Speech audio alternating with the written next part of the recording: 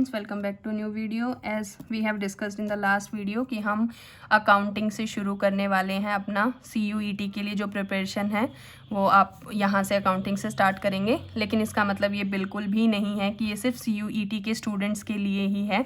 Net का कोई भी एग्ज़ाम आप नेट दे रहे हो या आप कोई भी PGT एग्ज़ाम दे रहे हो कॉमर्स से रिलेटेड, तो ये उन सब में आपको हेल्प करने वाला है, क्योंकि फैक्ट्स जो रहते हैं वो सेम ही रहते हैं। कंपनी की डेफिनेशन आज अगर ये है कि एक company as per the companies act registered हुई है, वो कंपनी है, तो आज से 10 साल बाद वो डेफिनेशन बदल नहीं जाएगी। तो चाहे आपका 11th क्लास का स्टूडेंट है, 12th का स्टूडेंट है, चाहे आपकी ग्रेजुएशन है या पोस्ट ग्रेजुएशन कर रहे हो या आप CUET प्रिपेयर कर रहे हो, एनीथिंग एनी कोर्स जो आप प्रिपेयर कर रहे हो, उसके लिए जो डाटा है वो सेम रहने वाला है। यहाँ पर जैसे कि हमारा टॉपिक है कंपनी अकाउंट्स, तो सबसे पहले हम इसके प्रैक्टिकल शुरू करने से पहले हमें इसकी बेसिक नॉलेज होना बहुत ज़रूरी है। सबसे पहली बात है कि कंपनी है क्या। Company, what do you mean by company. Company एक एंटिटी है। सबसे पहले हम क्या कंपनी के बारे में बोलते हैं, व्हाट। कंपनी है क्या, कंपनी एक एंटिटी है। बाय हुम, किसने शुरू की है ये कंपनी, ग्रुप ऑफ पर्सन्स ने इस कंपनी को शुरू किया है। कैसे शुरू किया है, हाउ, कैसे, थ्रू प्रोसेस ऑफ लॉ, जो लॉ की प्रोसेस थी उसके अकॉर्डिंग ये कंपनी जो है वो शुरू की गई है। क्यों शुरू की गई है, कोई तो होगा, कोई तो मोटिव होगा ना कंपनी को शुरू करने का, फॉर अंडरटेकिंग अ बिजनेस। तो सबसे ईजीएस्ट डेफिनेशन जो आपके लिए रहने वाली, सबसे पहले कंपनी क्या है, एक एंटिटी है जो कि इनकॉर्पोरेट की गई है, शुरू की गई है। बाय हुम, किसके द्वारा, ग्रुप ऑफ पर्सन्स। कैसे, प्रोसेस ऑफ लॉ से। क्यों की गई, एक जो है डेफिनेट बिजनेस आपको शुरू करना है, तो उसके लिए आपने कंपनी को शुरू किया है। अब यहाँ हम देखते हैं कि बेसिकली जो हमारी कंपनी होती है उसमें शेयर कैपिटल होती है, जिसके बारे में हम आगे पढ़ेंगे। शेयर कैपिटल का मतलब बेसिकली है जितने पैसे से कंपनी को शुरू किया गया है, the money by which company has been started. वो पैसा जिसके थ्रू हमने कंपनी को स्टार्ट किया है उसको हम बोलते हैं शेयर कैपिटल। अब यहाँ पर मोस्ट इंपॉर्टेंट पॉइंट जो कि MCQ में रहने वाला है फॉर अंडर ग्रेजुएट, जो आप कोर्स परस्यू करना चाहते हैं, उसमें बेसिक जो क्वेश्चन रह सकता है वो ये रहेगा कि कंपनीज एक्ट जो था वो पहले था 1956। जो भी रूल्स रेगुलेशन बनाए गए थे वो 1956 के अकॉर्डिंग बने थे, लेकिन एक अमेंडमेंट आई जिसने पूरा कंपनीज एक्ट को चेंज कर दिया। अब हमारा जो कंपनीज एक्ट है वो फॉलो होता है 2013। तो आपसे क्वेश्चन में पूछा जा सकता है कि कंपनीज एक्ट जो पहले बना था वो कौन से ईयर में बना था, और जो रिसेंट अमेंडमेंट कंपनीज एक्ट में हुई है वो कौन सी हुई है। तो ये आपका यहाँ से क्वेश्चन रहने वाला है। अब आपको सबसे पहले यहाँ पर कुछ मैं आपको सेक्शंस बताऊंगी। हर सेक्शन याद करना ज़रूरी नहीं होता है, लेकिन कुछ सेक्शंस होते हैं जो आपको बहुत ज़रूरी से याद रखने होते हैं, क्योंकि क्वेश्चंस जो बनेंगे वो वहीं से बनेंगे। जो एग्ज़ाम का लेवल है वो इतना भी इजी नहीं रहने वाला है। आपसे सिर्फ ये नहीं पूछेगा कि कंपनी क्या है, नहीं, वो आपसे पूछेगा कि कौन से कंपनीज एक्ट 2013 के कौन से सेक्शन के अंडर कौन सा पॉइंट आता है। तो अब यहाँ पर हम देखेंगे कि सबसे पहले डेफिनेशन की अगर हम बात करते हैं तो डेफिनेशन क्या होगा आपका, जो आपकी सेक्शन है 220 ऑफ कंपनीज एक्ट 2013 के अकॉर्डिंग, कोई भी company, any company which is incorporated, जो कि शुरू की गई है, which is incorporated under this act, इस एक्ट के अंदर, और एनी अदर प्रीवियस लॉ, कोई पहले कोई लॉ एग्जिस्ट करता उसके अंदर किसी कंपनी को शुरू किया गया है, तो वो कौन से सेक्शन में आएगा, सेक्शन 220। लास्ट में हम इसकी पूरी लिस्ट बना लेंगे ताकि इजीली हमें याद रह जाए। अब यहाँ पर हम बहुत बेसिक चीज़ें यहाँ डिस्कस करेंगे। कैरेक्टरिस्टिक्स क्या होती है कंपनी की, आप कैसे कह सकते हो कि वो एक कंपनी है। सबसे पहले होता है इनकॉर्पोरेटेड थ्रू एक्ट, आप उसे एक्ट से शुरू करते हो, आप एक प्रॉपर कंपनीज एक्ट 2013 जो है वो फॉलो कर रहे हो।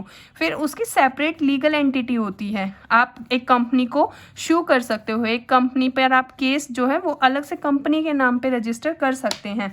उसके बाद ये एक आर्टिफिशियल पर्सन है, खुद की, क्योंकि इसकी आइडेंटिटी है, खुद का नाम इनका है, तो ये एक आर्टिफिशियल पर्सन की तरह काम करती है। उसके बाद यहाँ पर आ जाएगा परपेचुअल एग्जिस्टेंस, कंपनी का फ़र्क नहीं पड़ता है, अगर इसके मेंबर एक्सपायर हो जाए, डेथ हो जाए या फिर कुछ और अनसाउंड माइंड हो जाए तो इससे फ़र्क नहीं पड़ता है, कंपनी परपेचुअल एग्जिस्ट करती है। देन आपकी लिमिटेड लायबिलिटी रहती है, आपने जिस मेमोरेंडम ऑफ एसोसिएशन में जैसे शुरू किया है कंपनी को, वैसे आपकी कंपनी लायबिलिटी जो है आप पर डालती है।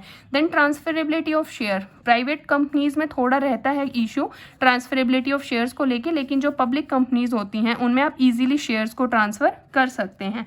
देन मैनेजमेंट एंड ओनरशिप जो होती है, यहाँ पे मैनेजमेंट एंड ओनरशिप डिफरेंट होती है। मैनेजमेंट आपकी जो डायरेक्टर्स करते हैं और ओनरशिप जो आपकी होती है वो शेयर होल्डर्स के पास होती है। तो मैनेजमेंट कौन करता है? आपका डायरेक्टर। ओनरशिप आपकी शेयर होल्डर्स के पास होती है। देन कॉमन सील, कंपनी की एक सील होती है जो कि स्टैम्प जिसको हम बोलते हैं, वो लगाई जाती है जिससे हम मानते हैं कि हाँ ये जो डॉक्यूमेंट्स है वो कंपनी से वेरीफाइड है। अब यहाँ पर हम क्योंकि कंपनी की बात कर रहे हैं तो कंपनी के जो टाइप्स हैं वो भी हमें पता होने चाहिए कि कंपनी कितने टाइप्स की होती है।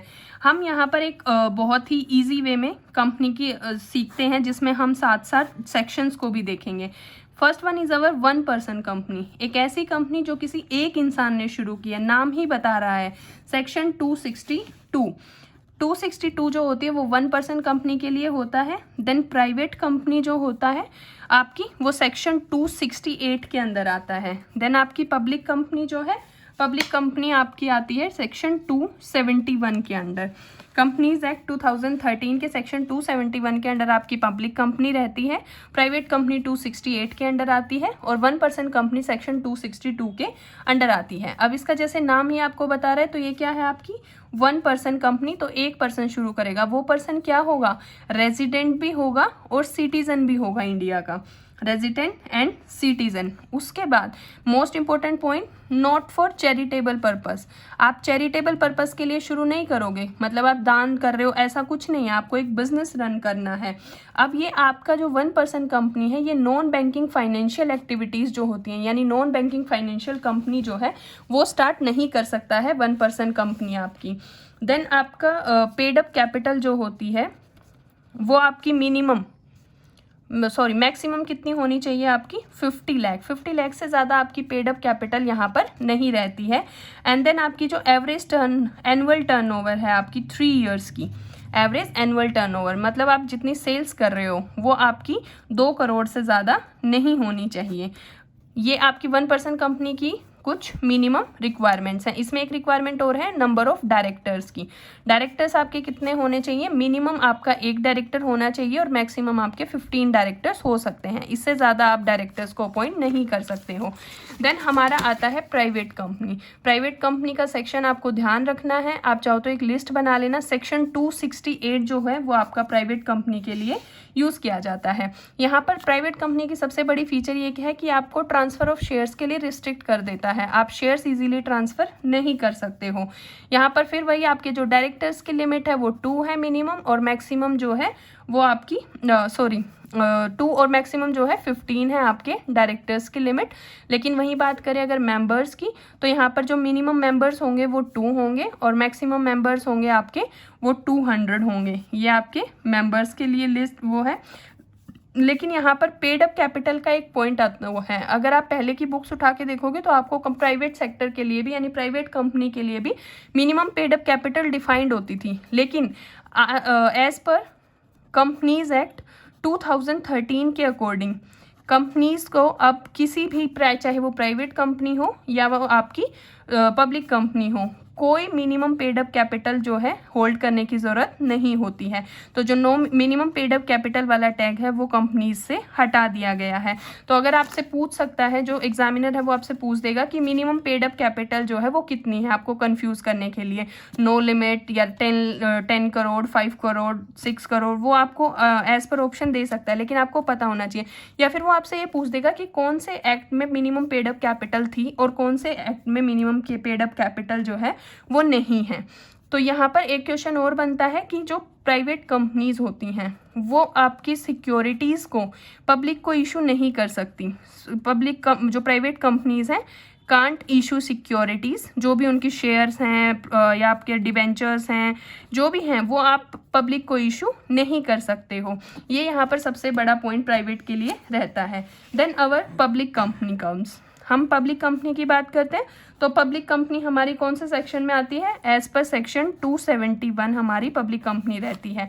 यहाँ से हम इसको लेके चलेंगे, no restriction on transfer of shares, आप इजीली आप ट्रांसफर कर सकते हो अपने शेयर्स को। उसके बाद यहाँ पर जो मिनिमम नंबर है आपके मेंबर्स के, तो मेंबर मिनिमम 7 होंगे, मैक्सिमम पे आपकी कोई भी लिमिट नहीं यहाँ पर रहती है, नो लिमिट। देन आप बात करते हैं अगर पेड अप कैपिटल की, तो पेड अप कैपिटल का जो टैग है वो यहाँ से भी हट चुका है, पब्लिक कंपनी के लिए भी अब कोई पेड अप कैपिटल की ज़रूरत नहीं रहती है। लेकिन यहाँ पर जो हमारी पब्लिक कंपनी है, पब्लिक कंपनी हमारे 3 पार्ट्स में डिवाइड रहती है। 3 पार्ट्स इन द टाइम, जैसे हमारे पास है कि limited liability company, limited liability company, इसको लिमिटेड लायबिलिटी पार्टनरशिप से कंफ्यूज नहीं होना है क्योंकि हमारा एक अलग से चैप्टर बनता है LLP का, ये वो नहीं है, ये है लिमिटेड लायबिलिटी कंपनी जिसको हम लिमिटेड बाय शेयर्स भी बोलते हैं, company limited by shares. Then हमारे पास आता है unlimited company, unlimited liability company, unlimited liability company. Then company limited by guarantee, company limited by guarantee. अब यहाँ पे आपको देखना है, लिमिटेड लायबिलिटी कंपनी का मतलब ये होता है कि आपकी जो आपकी लायबिलिटी है वो up to the shareholding ही रहेगी, आपने जितने शेयर्स को होल्ड किया है सिर्फ वहाँ तक आपकी लायबिलिटी रहने वाली है। जैसा इसका नाम ही है कि आपकी लायबिलिटी क्या रहेगी, लिमिटेड रहेगी। अनलिमिटेड लायबिलिटी कंपनी क्या होती है, जिसमें आपकी पर्सनल असेट्स को भी as the company wounds up, अगर आपकी कंपनी जो है वो वाउंड अप होती है तो आपकी पर्सनल असेट्स को भी यूज़ कर लिया जाता है, ये आपकी अनलिमिटेड लायबिलिटी कंपनी होती है। लेकिन कंपनी लिमिटेड बाय गारंटी होती है, जैसे आपने देखा होगा बैंक लोन गारंटर होते हैं, वो गारंटी देते हैं कि भाई अगर ये बंदा पेमेंट नहीं करता तो इसके बिहाफ पे मैं करूँगा।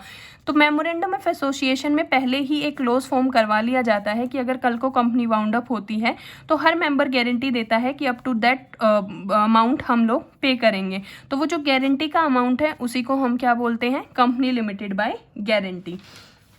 अब यहाँ पर हमारी प्राइवेट, पब्लिक और 1% कंपनी हमने कर ली है। जो मेन है वो यहाँ पर इनके सेक्शंस आपको ध्यान रखने हैं, सेक्शन 262, सेक्शन 268 प्राइवेट कंपनी और सेक्शन 271 पब्लिक कंपनी के लिए। और जो मिनिमम डेफिनेशन जो हमने देखी थी सेक्शन 220 जो है वो हमारी डेफिनेशन को कवर करती है। नेक्स्ट वीडियो में हम इसकी शेयर कैपिटल स्टार्ट करेंगे, उसके जो काइंड्स ऑफ शेयर्स हैं वो सब देखेंगे और हम प्रैक्टिकल पोर्शन अपना शुरू करेंगे।